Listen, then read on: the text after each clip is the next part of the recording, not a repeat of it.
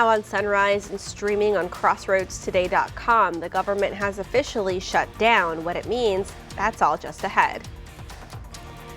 And we hear from VISD leaders as threats on local campuses continue. Plus, the Secretary of War announces changes in the military, the reactions from some top officials. That's coming up. And for the first few days of October, it will not feel like October. Actually, it'll feel more like summer with highs in the mid-90s and also air quality alerts in effect before all that changes with rain coming from the tropics this weekend. All that in the weather coming up. And Victoria West football battles Kerrville-Tivy for Week 6 matchup. We'll give you the full game preview later on in sports. You're watching 25 News Now Sunrise. Good morning, Crossroads, and welcome to the first day of October, though it's going to be a little bit before we feel like it's October. But we are also acknowledging Breast Cancer Awareness Month. That's right. It is a very important month. So very big congratulations to all of our breast cancer survivors out there. But we're going to have lots more on that later on in the show because we also have something else that y'all need to be concerned about today. Although usually I would say get it out there and enjoy the lovely cool morning. This time I'm going to say take a little caution because you see the alerts on your screen all across Texas, the gray boxes. Those are all air quality alerts. You can see all across the DFW Metroplex, the Austin-San Antonio Metroplex, Houston Metroplex, and what's this?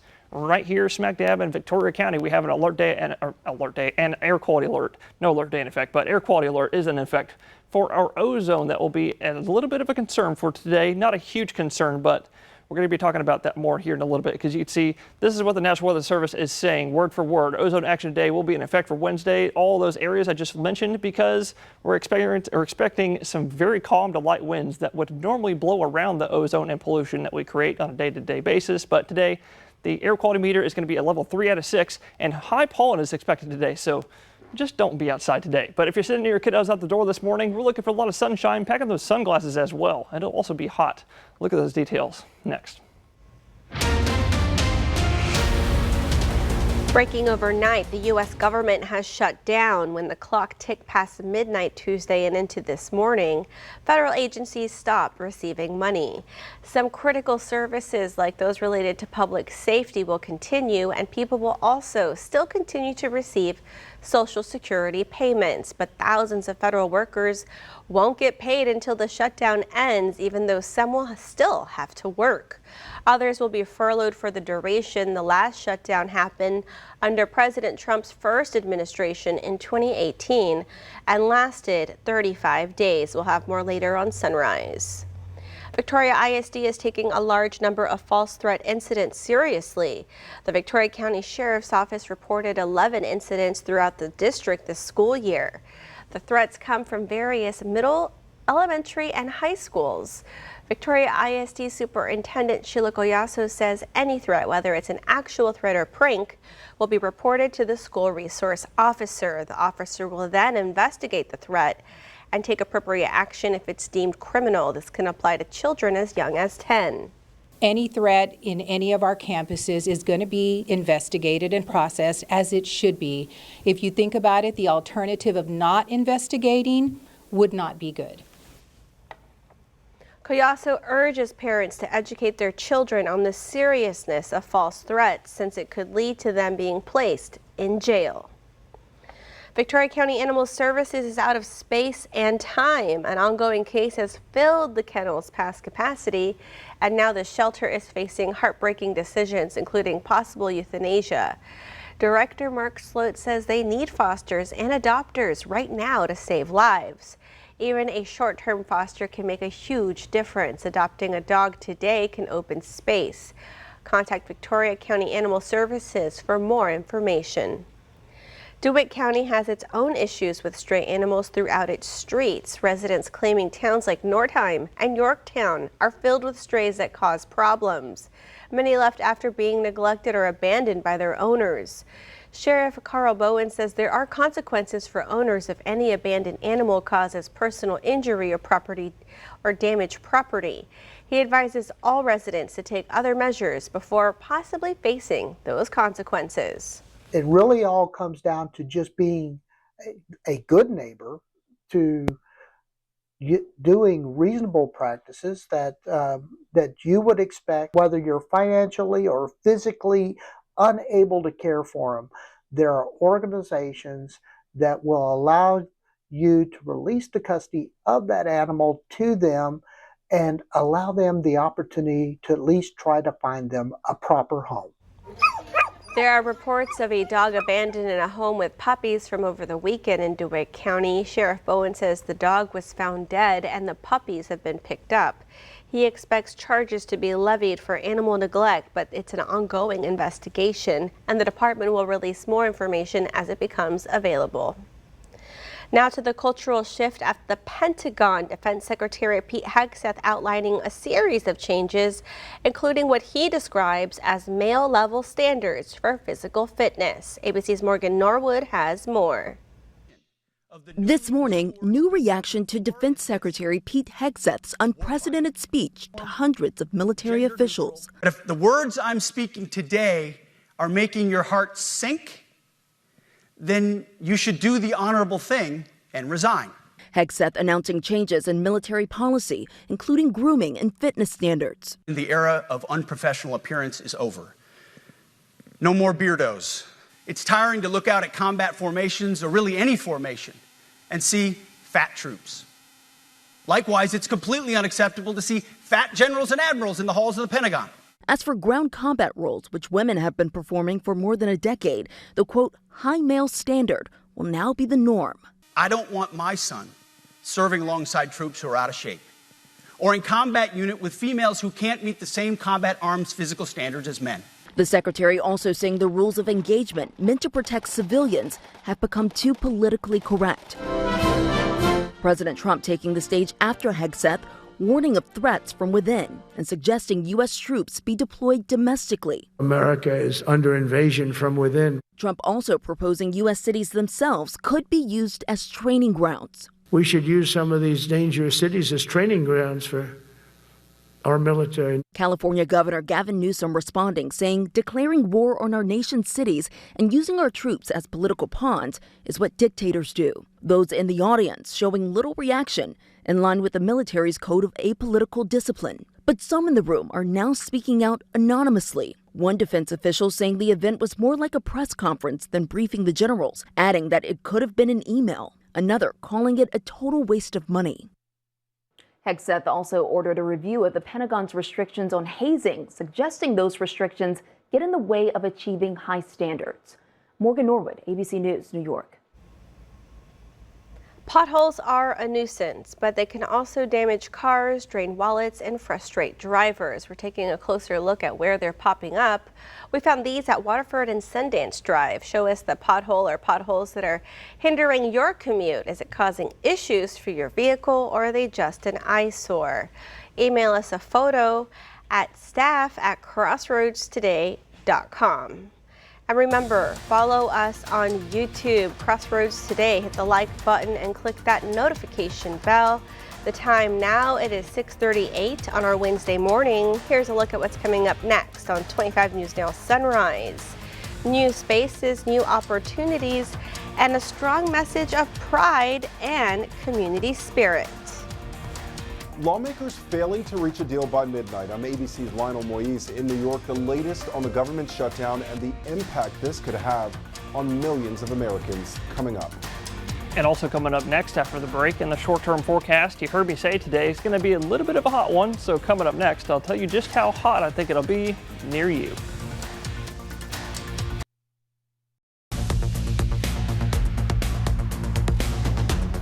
Well, good morning, Crossroads, and happy Weather Wednesday. Also, happy first day of October. Now, I know it's the first week of October. I'm going to let y'all know you're going to say, what October, Parker? It does not feel like October.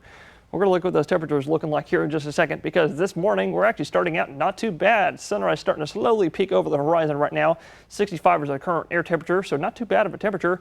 Dew point, however, 2 degrees off, still bringing us humidity of 93%, which would technically be enough for fog, but don't worry about that this morning due to a little bit of mixing in the atmosphere thanks to high pressure, which is right over our heads. It's actually going to be like right over our heads for today and tomorrow. which is going to bring us the heat and also our air quality concerns. So stay safe with that. But the high pressure is going to be bringing us also our clear, sunny skies. You can see how crystal clear it is all across beautiful Texas. And timing it all out for the rest of today, well, do you see any clouds on the future tracker? I don't see any. Well, there might be a couple that try to form in the afternoon time. Otherwise, we'll still be really sunny all day long, and we'll stay clear just like that into overnight tonight. And that'll let our lows drop into the 60s again, kind of like this morning. 68 tonight, Victoria, 67 in Cuero. But that beaming sun today is going to heat us up a bit before that. I'm thinking 95 in Victoria, which is 7 degrees above where we're supposed to be, and everyone else about the same, mid-90s, maybe even upper 90s in our western counties. And here's what we were talking about earlier. The calm, the very light winds is going to be bringing us the heat and also our air quality concerns. So just stay safe out there if you have to work outside, and stay safe for the rest of this week with more heat before the rain returns this weekend. And that's coming up next. Now, 2 days ago at home, you guys voted the most intriguing game to watch in Week 6 between Victoria West Warriors facing the Kerrville-Tivy Antlers. And that's why I wouldn't disagree with everyone out there, because, again, for West, they're undefeated right now at 5-0, while Tivy heads in there at 4-1. Last year, West was undefeated at this point in time when they faced Tivy, and they would win that game 45-26 there at Memorial Stadium. They're looking for similar results there this Friday night, and they're going to have it with a trio of running backs with Genesis Jeffries, Brody Flores, and Andrew Henley, but also at their quarterback spot. Nolan Boyce has been effective using his arm and his legs, and he's going to be finding top targets in the passing game in Aiden DeLeon and Cage Raddick. Now on defense, they stepped up as well under defensive coordinator Ryan Montavo, and they're hoping to stop an Antlers offense who, in all their 4 victories this year, they have actually scored 40 or plus points, including they scored 40 points over San Antonio Harlandale for the district home opener. So again, for West, it's a tough challenge, because again, the next couple of weeks after that, they're going to be home against Alamo Heights the week after. Then in 2 weeks, they're going to be at Bernie Greyhounds. This is Max Williams, 25 News Now Sports. The U.S. government shutting down overnight, running out of money with no deal in sight as lawmakers continue to blame one another. ABC's Lionel Moyes has the latest from New York. This morning, Americans are waking up to another government shutdown with federal employees caught in the middle. Nearly 4 million federal employees are now left in limbo. The Senate adjourning last night, failing to reach a deal. Senate Majority Leader John Thune is working to get Democrats to cross party lines to get the 60 votes needed to keep the government funded. There are some conversations. There are Democrats who are very unhappy with the situation that they're in.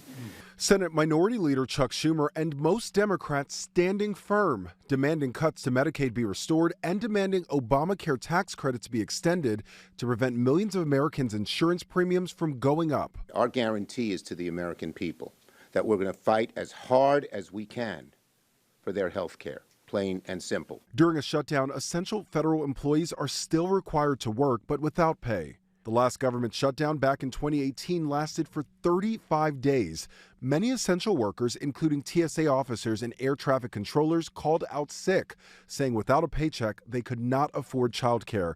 That led to airport delays and even some flight cancellations. Workers across the government are also concerned after President Trump threatened to make permanent mass firings in programs that don't align with his priorities. We can do things medically and other ways, including benefits. We can cut large numbers of people. No one on the Republican side wants to face what they have done, and that is they are taking away health care from millions of Americans and driving up the cost for every other American. So what happens next? More votes are expected today, but senators are off tomorrow for the Yom Kippur holiday. So if there is no deal today, it'll be at least Friday before any progress. In the meantime, some Republican senators are reportedly working on a proposal to extend those Obamacare subsidies, but with restrictions. Lionel Moyes, ABC News, New York. There are some big smiles and little learners at FW Gross this week as the Early Education Center unveiled a brand new outdoor classroom. Thanks to a $50,000 grant from the Victoria ISD Education Foundation, the space now features garden beds, music and art stations, even a stage for performances. It's all designed for hands-on learning, perfect for the school's 3-year-old pre-K students. Teacher Catherine Broomfield says the space and a brand new fence are helping show the community that FW Gross is proud to be part of the neighborhood. It's now 6:46 on our Wednesday morning. Still to come on Sunrise, we meet a furry friend from the Calhoun County Humane Society. It's time to celebrate some birthdays. Happy birthday to Aurora J. Happy birthday, Yaya and George. Love you. Oh, happy birthday, Aurora. And also happy birthday to Tony. Happy birthday, Dad. Thanks for all you do. Hope you have a great day today, and we love you. And you know her from Mary Poppins or The Sound of Music or The Princess Diaries. Either way, Julie Andrews is celebrating her 90th birthday today. Wow, happy birthday, Julie. And to see your birthday wish live on 25 News Now Sunrise, you can come to crossroadstoday.com. Just click the drop-down menu, then click the Home tab, and then you'll see Submit Your Birthday Photo. And the time is now 6:47 on our Wednesday morning. Hoping you get to enjoy your favorite Julie Andrews classic performance and that you get to celebrate your birthday if you're celebrating one today too. That's right. Happy birthday if you're celebrating. Stay with us. We'll be right back.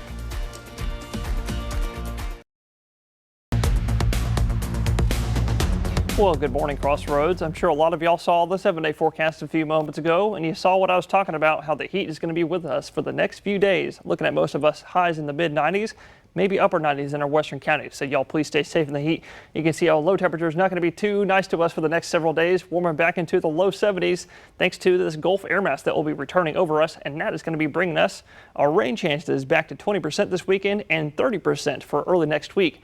And all of that, like I said earlier, it's coming from the tropics. So here's what's going to happen out there. We're still tracking both Hurricane Humberto and Imelda just off the east coast, some few hundred miles away. But what's going to happen over the next few days and why it's important to us is because over the next few days, there's going to be a big chunk of moisture that's going to break off the northern end of each system, and northeasterly winds behind each system is going to drag all that moisture across Florida, across the northern Gulf, and into our area for Friday, this weekend, and early next week in the form of rain chances. So y'all get excited for that. But looking again at those hurricanes, we still tracking Hurricane Humberto and Imelda, both hurricane strength, 80-mile-an-hour winds and 90-mile-an-hour winds, but you can see they're going to take an easterly track, so we're not too worried about that. But what we are going to be worried about over the next few weeks is going to be an area in the Gulf and the Western Caribbean. See if I can get it loaded back up here again.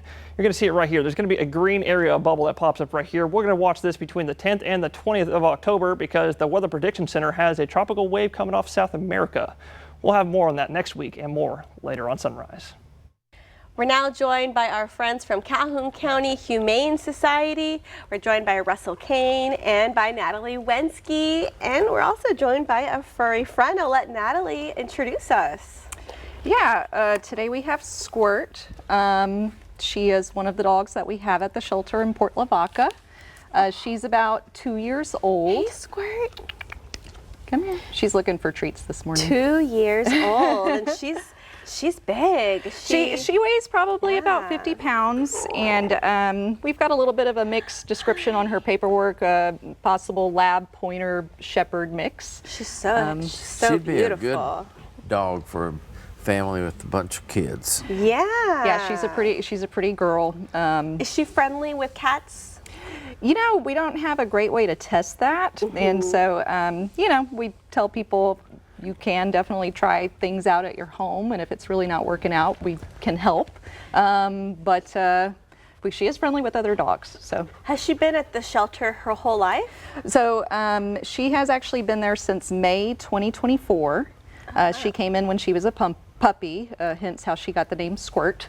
She's much bigger now. And but yeah, she's been there for a minute, and we're hoping to get her a home.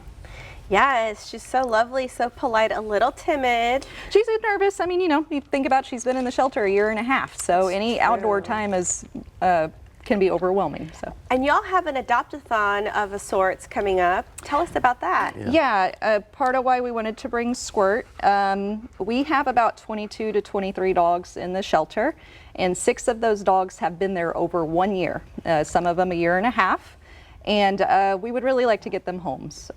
So what we're planning is mid-October, probably the 18th. We will have an adoption event at Tractor Supply or possibly at the shelter. You'll have to check our Facebook to see where we landed. But we're going to showcase those 6 dogs and try to get them out of there because they've been there a long time. We also ask if you can't adopt, helping to sponsor their adoption fee or part of it. Yeah. Might really help people pull the trigger and go ahead and adopt if that upfront cost was a little too much. So if you're interested in doing that, we ask that people please contact the shelter to make a donation or to sponsor one of these animals. Yeah, because sometimes you may have already have pets in your household, but you can still give back by donating that adoption fee and help another family get closer to adopting. Well, he needs a good home. Squirt. Sure. She needs a good home. She does. She's very loving. I had her with me last night. She did very well in the house. And we went to the dog park, which is fantastic here.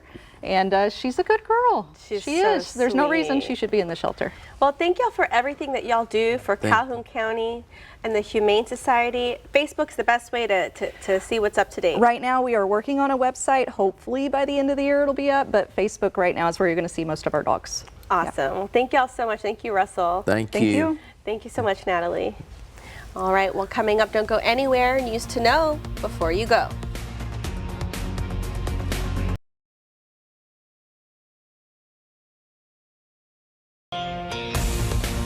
A judge rejected a bid by Sean Diddy Combs to overturn his conviction. The judge denied Combs' request to vacate his conviction on prostitution-related charges or allow for a new trial.